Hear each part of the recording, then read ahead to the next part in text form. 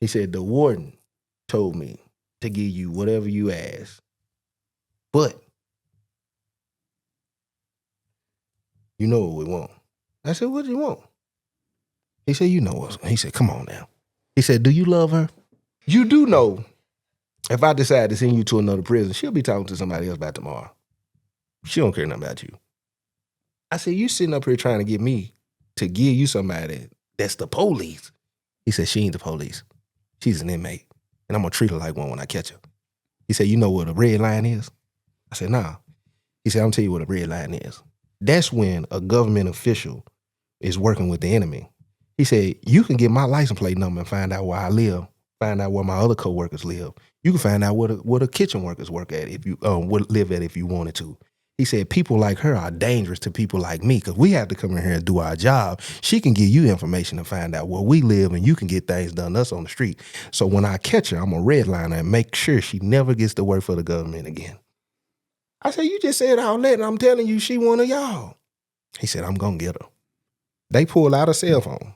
They said, if you'll just put the number in this phone, I take it to the warden and I'll get you moved. I said, I don't know what you're talking about. He asked me, he said, does your dad want to come back up here?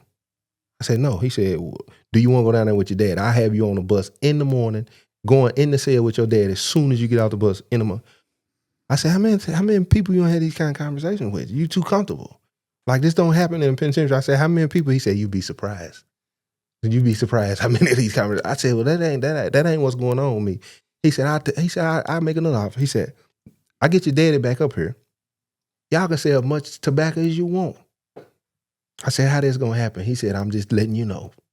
We want her. I said, that phone probably ain't even on. I'm finna play my game too. I said, he said, it's on. He flipped it on and turned it on. I said, man, let me see that. I grabbed the phone. He said, you ain't gotta do nothing but dial that number and punch it. He said, I'm gonna have you down there with your dad in the morning. I said, I don't know the number you talking about. He pulled out a paper with a list of numbers. Do you see the number? Do you recognize the number? I said, I don't know what you're talking about. I got the phone in my hand. I started dialing. I started hitting numbers. I said, do this really work? He was like, yeah, it worked. Try it. I text my sister. Boom. She texted me back.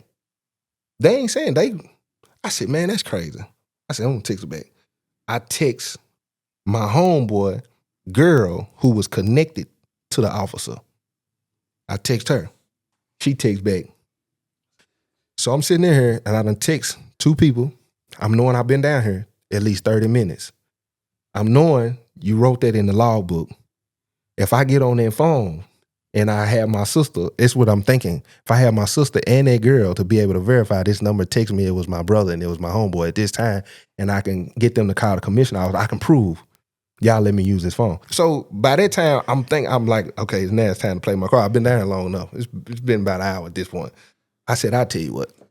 I said, either you take me to the hole right now, let me sign for that write-up, or whenever I do get the chance, I said, I done text my sister from that phone. I done text my homegirl. I said, if I get them to call the commissioner office and they get that logbook and they be able to prove that I should have been in the hole at the time, how was I using the phone? He was like, you wouldn't. I leaned back. I said, try me.